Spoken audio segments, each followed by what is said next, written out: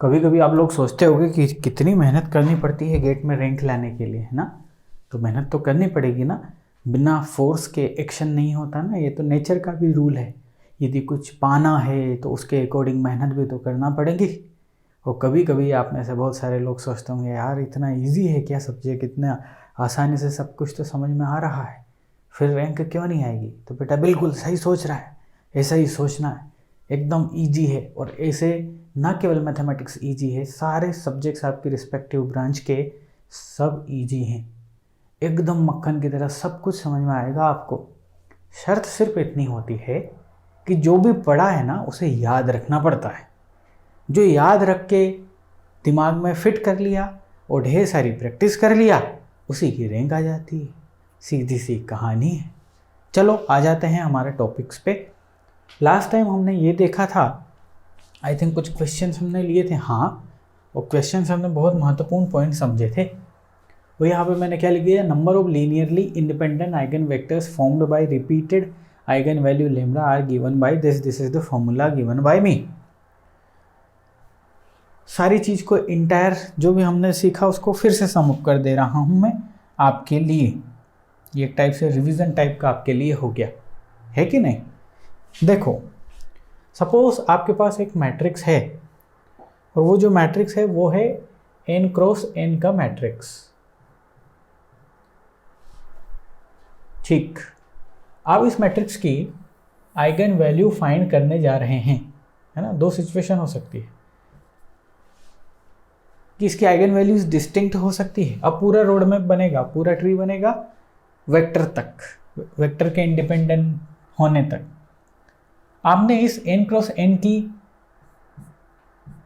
Eigen values find करी और वो आई इतनी, और ये है डिस्टिंक्ट, मैं लिख रहा हूं distinct eigen values.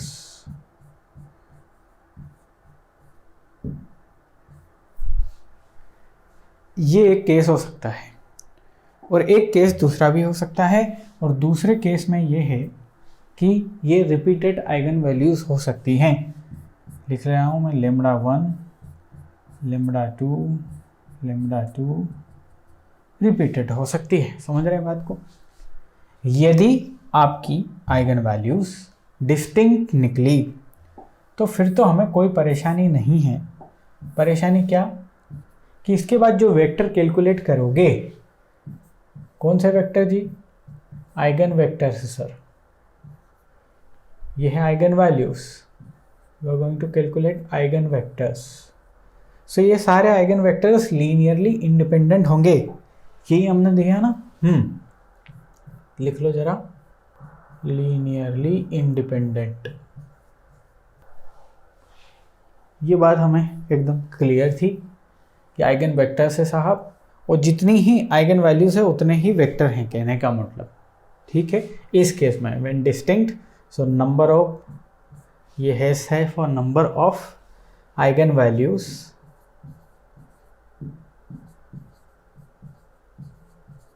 Is equal to number of eigen vector. इनके नंबर का कंपैरिजन है ये, और वो किसके बराबर होगा, exact equal to order of the matrix, जितना भी ऑर्डर उसके बराबर। यहाँ पे कोई परेशानी नहीं थी। यहाँ पे क्या है साहब, सर यहाँ पे यदि रिपीटेड आइगन वैल्यूज हुई तो दो सिनेरियो बन रहे थे, और दो सिनेरियो ये बन रहे थे कि एक set of repeated eigen values है और एक जो रिपीट नहीं कर रही वो है।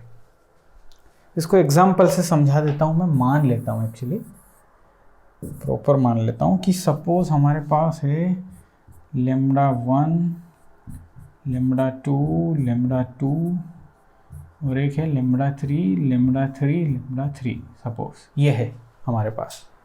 तो ज़रा ध्यान से देखो कि ये रिपीटेड सेट है, ये रिपीटेड है और ये इंडिविजुअल है। 3 सेट बोल सकते हैं इसे। तो मिनिमम 3 वेक्टर तो मिलने ही है, ये बात तो तय हो गई यहाँ से, है कि नहीं। अच्छा, ये एक वेक्टर बनाएगा अपना, बिल्कुल बनाएगा, इसमें कोई परेशानी नहीं है। ये लिख दिया मैंने, this is the vector given by this lambda 1।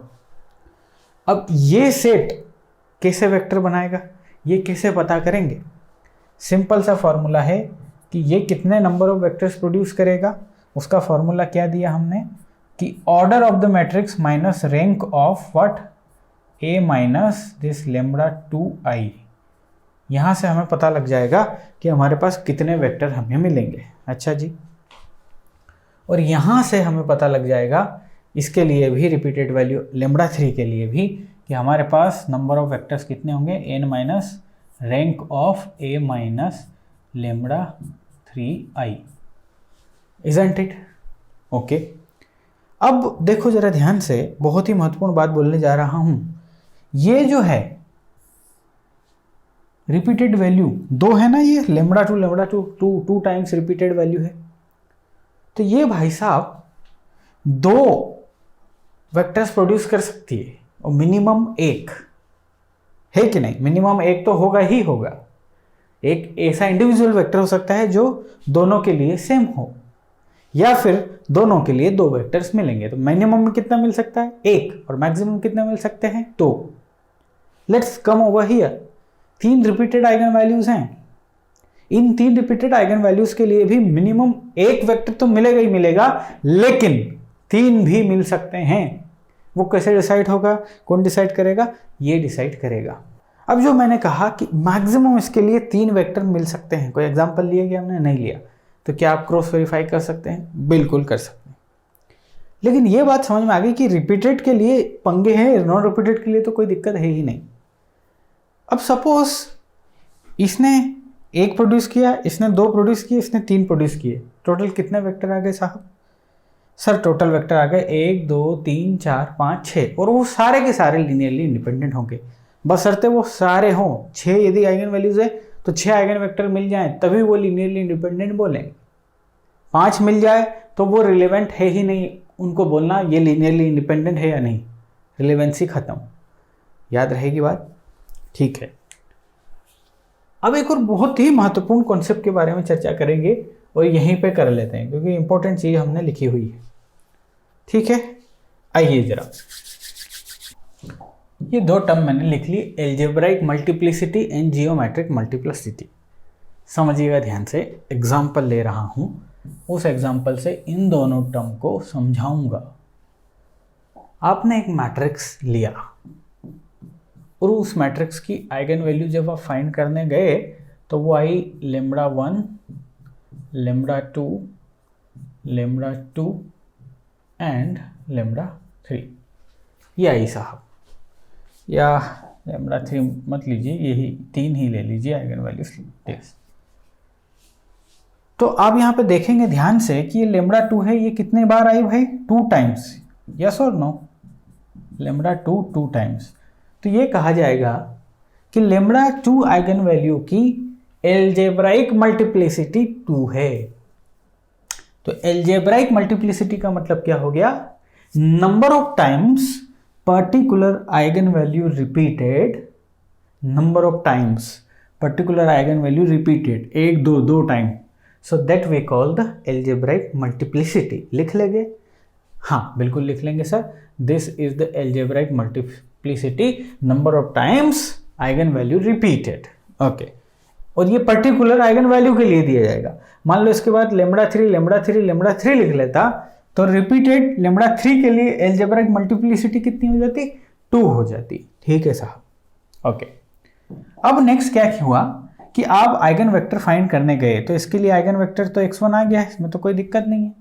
जब इसके लिए फाइंड किया, इसके लिए रिपीटेड के लिए, तो हमने देखा है इनके लिए ऐसा भी हो सकता है कि सिर्फ 1 वेक्टर आ जाए, सिर्फ 1 वेक्टर आ जाए, या फिर ऐसा भी हो सकता है कि 2 वेक्टर मिले इनके लिए, x2 भी मिले और एक अनदर वेक्टर x3 मिले, 2 वेक्टर मिल जाए, ऐसी भी कंडीशन हो सकती है।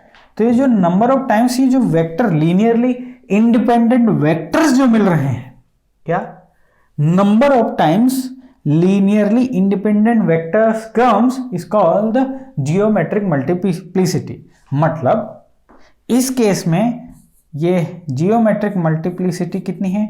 1। इस केस में कितनी है बेटा? 2। समझे क्या? चमका? और यहां पे जैसे am, दिस am की वैल्यू हो गई 2। समझ गए ना बात? एक बेसिक सी कहानी थी, कभी यूज हो तो हमें एकदम याद रहेगा। For example this algebraic multiplicity of lambda 2 is 2, algebraic multiplicity of lambda 3 is 3। Okay, और उसके बाद वेक्टर तो आप समझ ही गए होंगे। चमकता ना इतनी बात। चलो अब क्या समझने जा रहे हैं, देखो जरा ध्यान से। If A is a matrix, if A has eigenvectors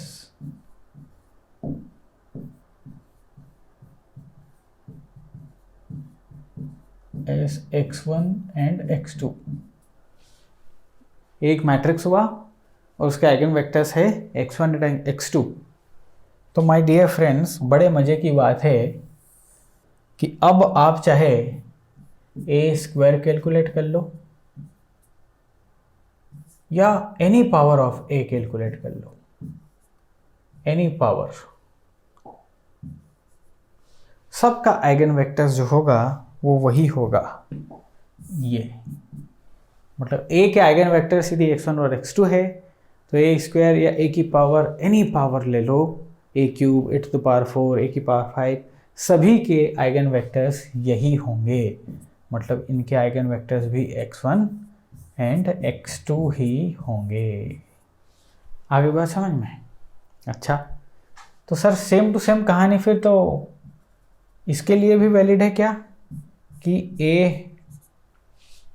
इसके लिए भी? हाँ बिल्कुल, इसके लिए भी है। a इनवर्स का भी निकाल लो, चाहे एडजॉइंट a का भी निकाल लो, इन सभी के जो वेक्टर्स होंगे वो x1 और x2 ही होंगे। क्या क्रॉस वेरीफाई कर सकते हो? हाँ बिल्कुल, कोई सा भी मैट्रिक्स बना लो और क्रॉस वेरीफाई कर लो ताकि दिमाग में हमेशा हमेशा के लिए रह जाए। मैं आपको दे रहा हूँ एक मैट्रिक्स और उसके लिए आप ये कर सकते हो। ले लीजिए 2 0 1। चलिए इसके लिए आप फाइंड करेंगे ये सारी चीज़ें, एक बार क्रॉस वेरीफाई कर लेंगे। अब कुछ चीज़ें हम वेक्टर के लिए बोल रहे हैं तो कुछ चीज़ें आइगन वैल्यू के लिए भी ले लेते हैं। आइगन वैल्यू वाले पेज पे जाता हूँ। मैंने बोला था ना मैं कुछ चीज़ें बाद में ऐड करूँगा।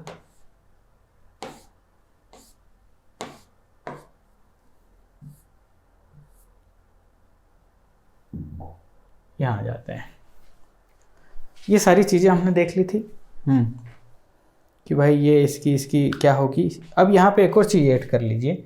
यदि आपके पास a प्लस लेमडा आई लिखा हुआ है तो इसकी a की आइगन वैल्यू यदि लेमडा है तो इसकी वैल्यू, सॉरी यहाँ पे लेमडा नहीं है, this is i, only i, तो इसकी वैल्यू जो होगी वो lambda plus i, identity matrix की लेमडा 1। ठीक, यदि के आई लिखा होता तो यहाँ के आई ही लिख लेते हैं ना यार। ये भी देख ली थी। For the orthogonal matrix if one of the eigen values is lambda then there will be another eigen value. Okay ठीक है, 2-3 चीज़ें और ऐड कर देता हूँ मैं यहाँ पे, देखना जरा ध्यान से।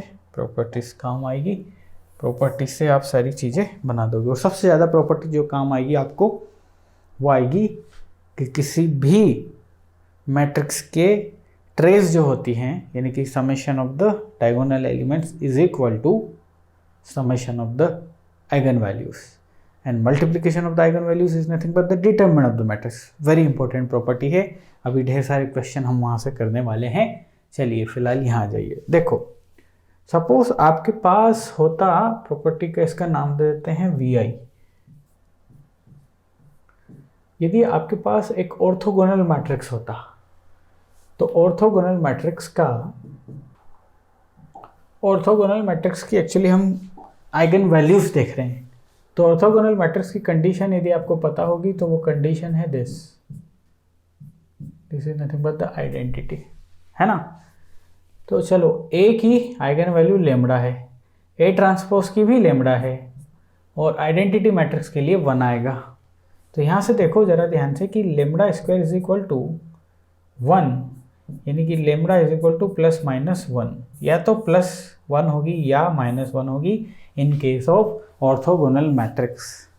या इसको ऐसा भी लिख सकते हैं कि इसकी आइगन वैल्यूज यूनिट मॉड्यूलस वाली कंडीशन को फुलफिल करेगी, मतलब उसका मैग्नीट्यूड यदि निकाल दोगे तो वो यूनिटी आएगा। तो ऐसा भी ले सकते हो। अब ऑर्थोगोनल मैट्रिक्स के साथ साथ इसका भाई कौन था, यूनिटरी मैट्रिक्स था कि नहीं था? सो यूनिटरी मैट्रिक्स के केस में भी यही कंडीशन है।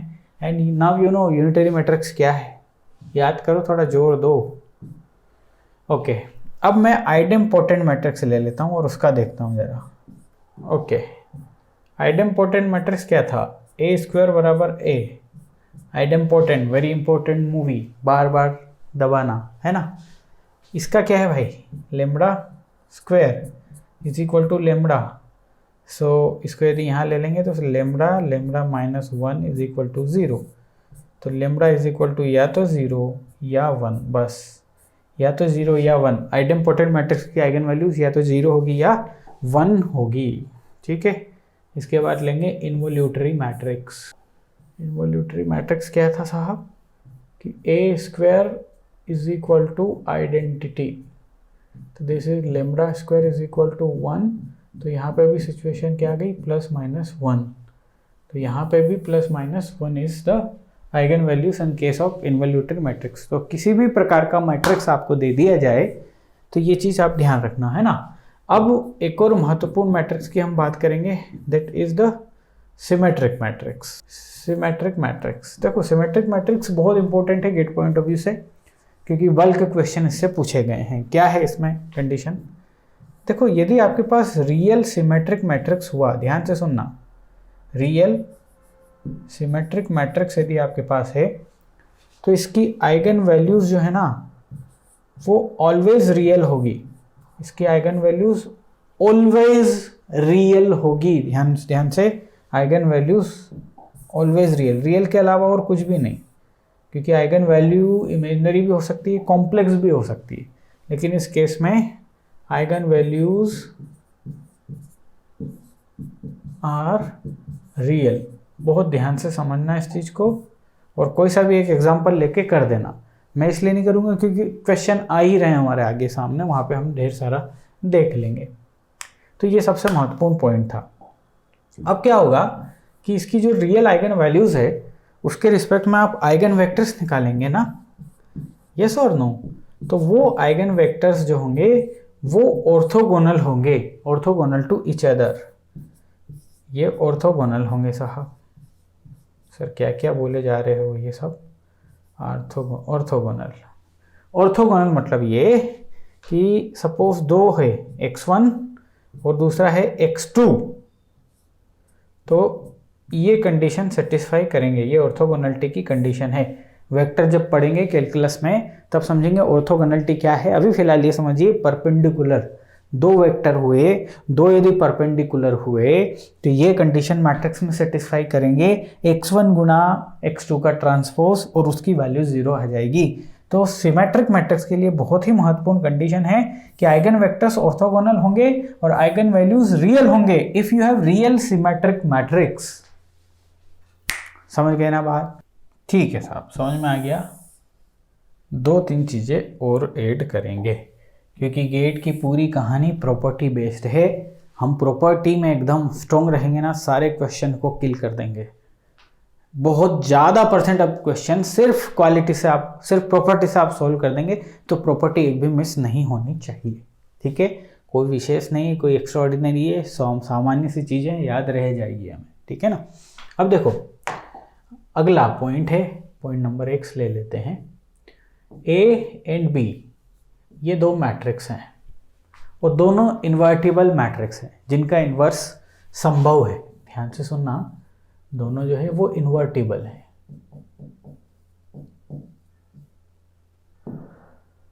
तो क्या होगा यदि ये इन्वर्टिबल है, इनका इन्वर्स पॉसिबल है, तो ए बी की आइगन वैल्यूज आपने निकाली, ए बी मल्टीप्लाई किया और आइगन वैल्यू सपोज λ1 λ2 निकली, तो सेम वैल्यूज बी ए के लिए भी निकलेगी।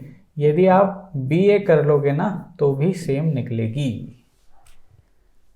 बहुत इंपॉर्टेंट प्रॉपर्टी। तो एग्जामिनेशन में सपोज आपको ए बी का मल्टीप्लिकेशन करके उसकी आइगन वैल्यू दे दी गई हो और बी ए पूछ ले, तो सेम है भाई साहब।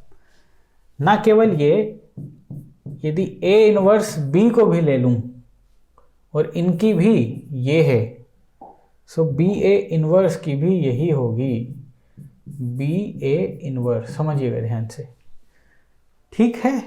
ओके, कोई नंबर 11 ले लेता हूँ, ये तो बिल्कुल समझ में आ रहा है, इसमें कोई विशेष बात नहीं है ना। अब देखो, यदि कोई एक आइगन वैल्यू 0 है तो उसका डिटर्मिनेंट 0 होगा फॉर श्योर, ये बोला गया है। If any one eigen value is 0 then determinant of A is 0। बिल्कुल, अरे हमने तो उल्टा भी पढ़ा है ना इसका। हमने क्या पढ़ा कि multiplication of this is equal to this. अब आप खुद सोचो, कोई एक भी 0 हुआ तो 0 को मल्टीप्लाई सब 0 कर देगा, डिटरमिनेंट की वैल्यू 0 है। ऑलरेडी हमने इस प्रॉपर्टी को पढ़ लिया, इसको यहाँ उल्टे तरीके से हम समझ लिए। सब याद रहेगा, बिल्कुल काफ़ी हो गया है, याद रखना बेटा, क्वेश्चंस में काम आएगा ये, ठीक है। ओके, यहाँ थे ना हम, आइगन वैल्यू की डिस्कशन कर ली। अब आइगन वैल्यू की प्रॉपर्टी के बारे में लिख लेते हैं थोड़ा, ताकि आगे बढ़ें और समझें। प्रॉपर्टीज ऑफ आइगन वेक्टर, ध्यान से सुनते जाइएगा। If λ1, λ2, λn are distinct eigen values, बहुत ही बढ़िया। Matrix vectors form a set of linearly independent vectors, बिल्कुल एकदम क्लियर है, 2, 3, 10 बार चर्चा हो चुकी है। दूसरा क्या है, if 2 are more, this is nothing but this, if 2 are more eigen values are equal, equal है, सो इट मे और मे नॉट बी, मे और may not be possible to get linearly independent eigenvectors corresponding to equal roots। देखा था कि नहीं कि repeated eigen values जो थी वो independent set of vectors create कर भी सकती है और नहीं भी, ऑलरेडी डिस्कशन कर लिया है हमने। अब यहाँ ये 2 eigen vectors x1 and x2 are called orthogonal. Yes, ये ऑर्थोगोनल की कंडीशन हमने ऑलरेडी देख ली है कि ऑर्थोगोनल होंगे इफ ऐसा कर दो, कोई सा भी एक किसी का ट्रांसपोज कर दो, मल्टीप्लाई कर दो, 0 आ जाए, ऑर्थोगोनल सेट ऑफ वेक्टर्स हुआ। Eigen vectors of a symmetrical matrix, हाँ बहुत इंपॉर्टेंट प्रॉपर्टी है। Eigen vectors of a symmetrical matrix corresponding to different eigen values are orthogonal. Orthogonal होंगे, सिमेट्रिकल मैट्रिक्स के आइगन वैल्यूज निकाली, डिफरेंट आइगन वैल्यू के respect में eigen vectors जो आएंगे वो ऑर्थोगोनल होंगे। 5वां, नॉर्मलाइज्ड फॉर्म में यदि वेक्टर पूछ ले तो हमें क्या करना है। यदि वेक्टर हमारे पास a b c है तो कुछ नहीं, आपको ये निकालना है √a² + b² + c² और डिवाइड कर देना है। सो a बाई ये y is this, a by this, b by this, c by this, this is the normalised form. इतना काफ़ी है, क्योंकि अगली क्लास से क्वेश्चन स्टार्ट हो रहे हैं और अब उन क्वेश्चंस की हम वाट लगाने वाले हैं। सारी प्रॉपर्टी दिमाग में फिट रखना, ऐसे ऐसे खेलेंगे, बहुत मज़ा आएगा। थैंक्स फॉर वॉचिंग, मिलिएगा अगली क्लास में क्वेश्चंस के साथ। स्वागत करूंगा आपका, बाय।